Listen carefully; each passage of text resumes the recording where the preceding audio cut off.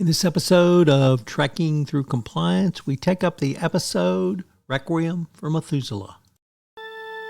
Compliance, the final frontier. Tom Fox is the voyager of Trekking Through Compliance. His mission? To explore the original series and seek out and share what it can teach you about compliance. Here's your host, Tom Fox.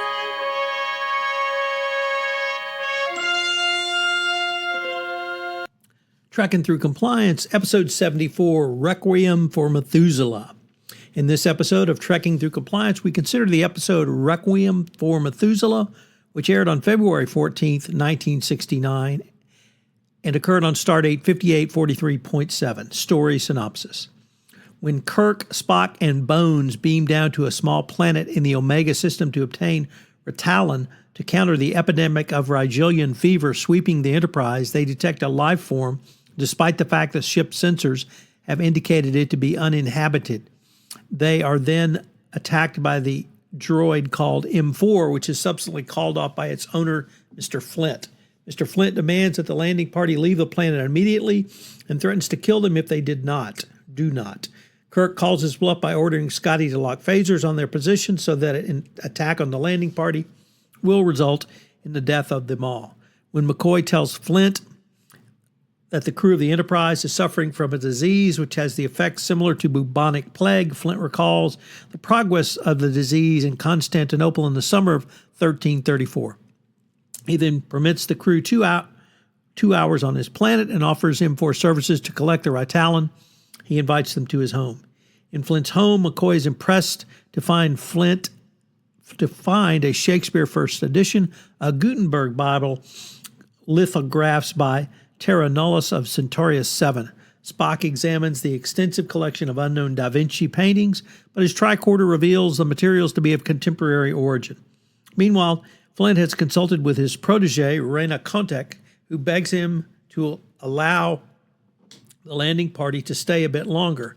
Flint then promises to have M4 process the Ritalin and introduces Rayna to the landing party, who are smitten with her. However, she seems most interested in discussing field density and its relationship to gravitational phenomena with Mr. Spock. Flint claims Rayna's parents were killed in an accident while in his employ and that he has raised her. He also says Rayna possesses the equivalent of 17 university degrees in the arts and sciences.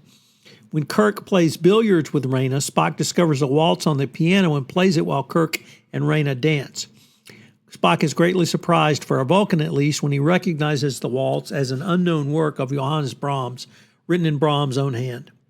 In Flint's laboratory, Dr. McCoy discovers the Ritalin is contaminated with iridium at a nearly 1 part per thousand, rendering it inert and useless. When Flint goes to collect uncontaminated Ritalin, Kirk takes the opportunity to romance Rayna, with whom he has fallen in love. While Kirk is thus engaged, M4 returns, prepares to attack Kirk, who is saved when Spock destroys M4 with a phaser. Flint explains that M4 misunderstood Kirk's actions as an attack and was attempting to defend Rayna. Just as Kirk is beginning to feel comfortable with M4's demise, a replacement M4 created by Flint makes its appearance. Kirk contacts the Enterprise to find out information on Flint and Rayna. However, the only information Uhura can provide is the planet was purchased 30 years ago by a wealthy financier and recluse named Mr. Brack. Spock finds another piece of the puzzle when he surreptitiously performs a tricorder scan on Flint and discovers he is 6,000 years old. When Rayna goes to say goodbye to Kirk, Kirk urges her to come away with him. Meanwhile, the Ritalin has also disappeared. When Kirk follows tricorder readings past a sliding panel, they find a chamber containing a series of android Raynas created by Flint to act as companions. Flint then admits to having been born in Mesopotamia and having lived literally for 6,000 years.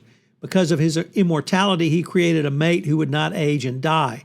Having learned Flint's secrets, Flint refuses to let the landing party go. When Kirk tries to warn the Enterprise to leave the area, Flint suspends the Enterprise as a small tabletop model. Flint is happy that Kirk has stirred emotions in Rayna and wishes to turn them towards himself. However, when Kirk refuses to back down, he and Flint fight. As a result of the conflict of Kirk wanting her to come away and Flint wanting her to stay, Rayna is caught in a logic loop and causes her to die. In one of the most poignant scenes in Star Trek, on the Enterprise, after all this, Bones discovers that Flint has been dying, having been removed from the Earth, which was the source of his immortality. Kirk's emotional trauma at Rayna is healed only when Spock uses a Vulcan mind meld to make him forget. Fun fact. I found the scene at the end when Spock uses the Vulcan mind meld to have Kirk forget Rayna one of the most touching in all of the original series. Not only is Kirk truly touched by his encounter with Rayna, but equally importantly, Spock was touched by the anguish of his friend.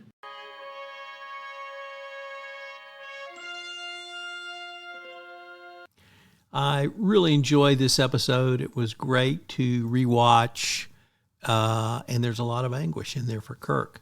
There's interesting continuity issues. This episode is referenced in Star Trek Voyager's fourth season in the episode Concerning Flight, in which Captain Janeway mentions that Captain Kirk claimed to have met Leonardo da Vinci. This would lead one to conclude that Spock's mind touch at the end of the episode only erased Kirk's memory of Rayna, not necessarily the whole encounter. Whereas Spock uses the mind meld at the end of the episode and tells Kirk forget, in Star Trek II, The Wrath of Khan, he uses the same technique on McCoy, but tells him to remember. Dr. McCoy states that alcohol easily makes Vulcans drunk. This is contradictory to his reply to Kirk's question about how well Spock would handle whiskey in Star Trek V, The Final Frontier. In that instance, he predicts alcohol would have little effect on Spock due to his Vulcan metabolism, yet it seems possible McCoy was really teasing Spock in this episode, as Spock himself was in the film more concerned about his human half. In TNG, The Offspring, Leia, the android created by Data, also died after experience and being overwhelmed by the emotions of love. So lots in this episode. I hope you will check it out again. And if you're so inclined, please leave us your thoughts in the comment section.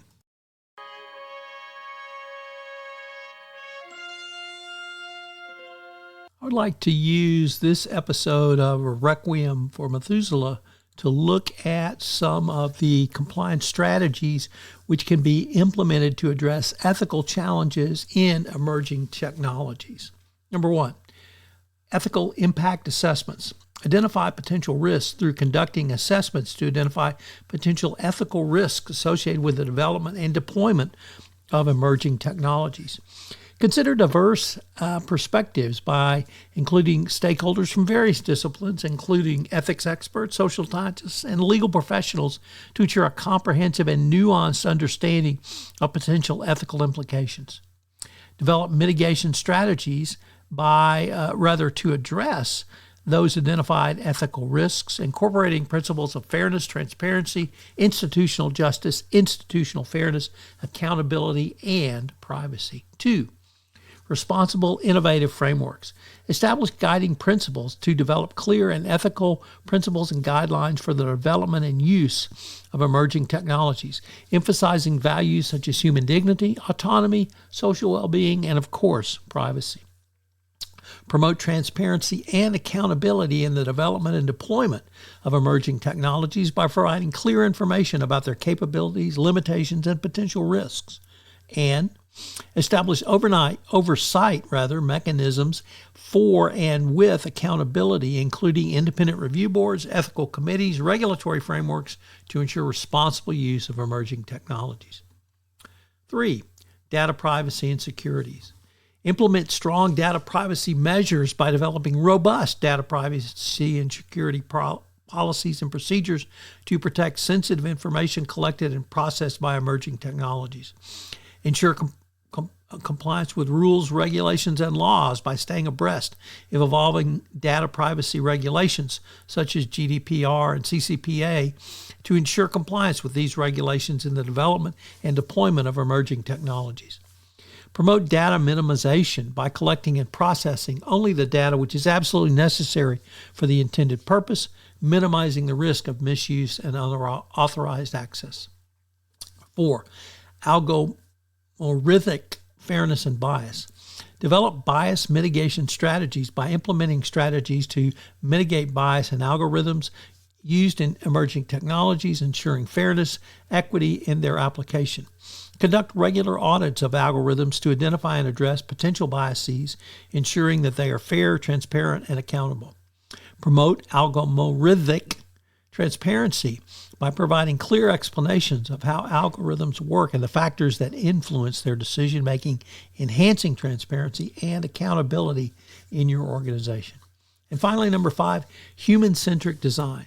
Prioritize human values by designing emerging technologies with a focus on human values, ensuring they enhance human capabilities and well-being rather than diminishing them. Consider accessibility and inclusivity. Design technologies that are accessible to all users, regardless of their abilities or backgrounds, promoting inclusivity and equity. Promote human technology collaboration. Develop technologies that complement and enhance human capabilities, fostering a collaborative relationship between humans and technology, or keeping the human in the loop. By implementing these strategies, compliance professionals can play a critical role in ensuring that emerging technologies are developed and deployed ethically and responsibly while benefiting your workforce with mitigating the potential risks. I hope you'll join us tomorrow for the next episode of Trekking Through Compliance, which is The Way to Eden. If you enjoyed this episode of Trekking Through Compliance, you can help it grow by sharing it with the biggest Trek fan you know.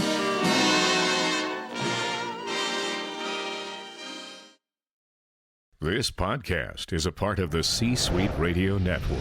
For more top business podcasts, visit c-suiteradio.com.